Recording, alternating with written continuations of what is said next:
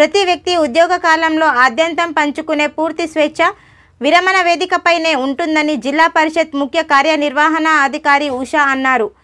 నిజామాబాద్ జిల్లా ఎడపల్లి మండల కేంద్రంలో ఎంపీడీఓ గోపాలకృష్ణ పదవి విరమణ కార్యక్రమంలో ఆమె పాల్గొన్నారు. ఈ సందర్భంగా పదవి విరమణ పొందుతున్న ఎంపీడీఓ గోపాలకృష్ణ మాట్లాడుతూ అభిమానులు చేసిన సన్మానాలను కొనియాడారు. సంఘంలో ఏం చదువుకున్నామనేది ముఖ్యం కాదని, ఏం చేస్తున్నాం, ఎలా జీవిస్తున్నాము అనేది ప్రధానమన్నారు.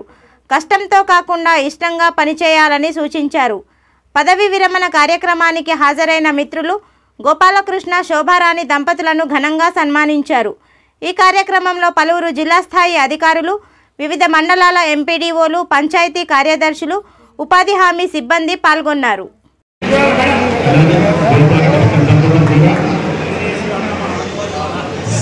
శ్రీమతి ఉషా గారిని కూడా సన్మానించవలసిందిగా గోపాలకృష్ణ గారిని కోరుతున్నాను.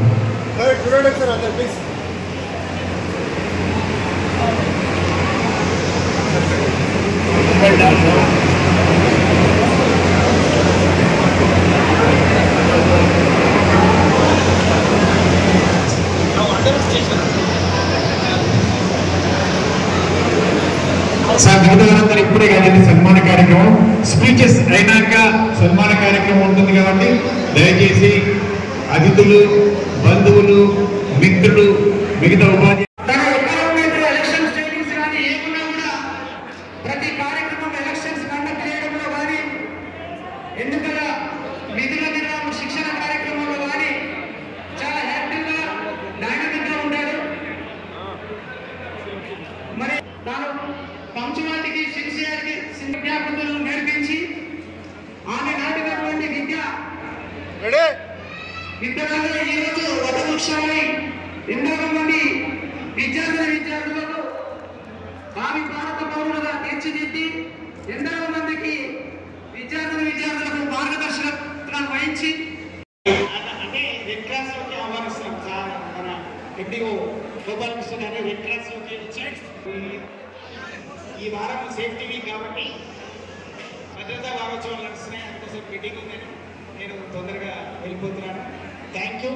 మరొకసారి గోపాలకృష్ణ గారికి శుభాకాంక్షలు తెలియజేస్తూ ముగిస్తున్నాను.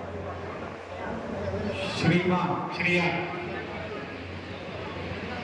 తాను 5 రోజుల నుంచి ఆ చట్టంపై ఉపన్యాసం ఇస్తానని ప్రిపేర్ అయ్యాడు. ఇప్పుడు ఆ అబ్బాయి మాట్లాడతాడు. సమయం అంతా జరిగే చాలు బతుకుపోను ఎంత ప్రమాదం అనేది గడ్డబడి ఆ గడ్డబడి ఎంత అవస్థ పెట్టింది. ఈరోజు ఎంపీడీఓగా నేను ఎడపల్లి మండల ప్రజా పరిషత్ నుంచి రిలీవ్ అయ్యి పదవి విరమణ చెందుతున్నటువంటి సందర్భంలో మా ఎడపల్లి మండలము మరియు రెంజల్ మండలంకి సంబంధించినటువంటి మొత్తం సిబ్బంది కూడా చాలా పెద్ద ఎత్తున సన్మాన కార్యక్రమం జరిపారు. వారందరికీ కూడా నేను కృతజ్ఞతలు తెలియజేస్తున్నాను. నా దగ్గర పనిచేసినటువంటి ప్రతి సిబ్బంది నాకు ఒక పిల్లల్లాగా నేను వాళ్ళని చూడడం, వాళ్ళు కూడా నన్ను ఒక తండ్రిలాగానే భావించారు, కానీ ఆఫీసర్గా ఎన్నడలేదు. ఎవరినైనా సరే నేను బతిమిలాడో ఇదో అని కాకుండా అందరినీ ఒక ఫ్రెండ్షిప్గా చూసి నేను పని తీసుకున్నా. కొన్ని సమయాలలో ఎవరినైనా ఏదైనా ఇబ్బంది పెట్టిండొచ్చు, అయినా కానీ వాళ్ళు నన్ను ఏమీ అనుకోకుండా సార్ ఏదైనా కానీ పని ఉన్నప్పుడే గట్టిగా మాట్లాడతాడు, పని అయిపోయిన తర్వాత ఒక ఫ్రెండ్ లాగా, ఒక తండ్రిలాగా మాట్లాడతాడని భావంతో ఈరోజు చూశారు.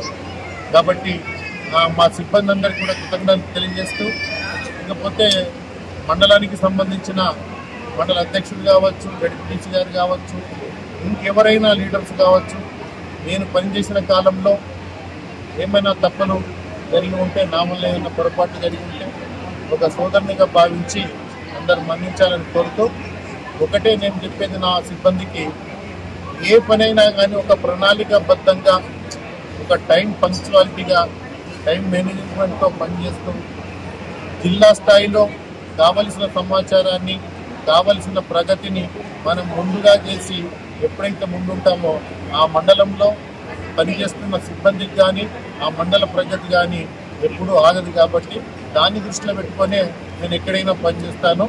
పని ఒత్తిడి ఉన్నప్పుడు నేను ఏమాత్రం ఇబ్బంది పడకుండా ఒకసారి ఆలోచించి ఏ విధంగా అందరికంటే ముందు చేయగలుగుతా, ముందు దాని గురించి ఆలోచించి ముందు వెళ్ళడం జరుగుతుంది. కాబట్టి ఆ సూత్రం నాకు పనిచేసింది. కాబట్టి ఇప్పటి వరకు నేను పనిచేసిన కాలంలో గౌరవ జిల్లా కలెక్టర్లు కావచ్చు, జిల్లా అధికారులు కావచ్చు, ప్రతి ఒక్కరు కూడా నాకు చాలా సంతోషంగా నన్ను ఒక మంచి ఎంపీడీఓగా చూసినందుకు, నాకు సంబంధించిన సలహాలు కూడా నేను విన్నందుకు వారందరికీ కూడా ధన్యవాదాలు తెలియజేస్తూ, ఇంత మంచి అవకాశము నాకు ఇంత మంచి సన్మానము జరిపినందుకు మరొకసారి అందరికీ కృతజ్ఞతలు తెలియజేస్తూ, మరియు ఈ ఎడపల్లి మండల ప్రతి సోదరులు కూడా నాకు ఎల్లప్పుడూ నేను చేసే పనులను ప్రజలకు చూపించినందుకు, మరియు నాకు వెన్నంటి ఉంటూ నాకు కొన్ని సలహాలు కూడా ఇస్తూ పోతున్నటువంటి అందరికీ కూడా కృతజ్ఞతలు తెలియజేస్తున్నాను.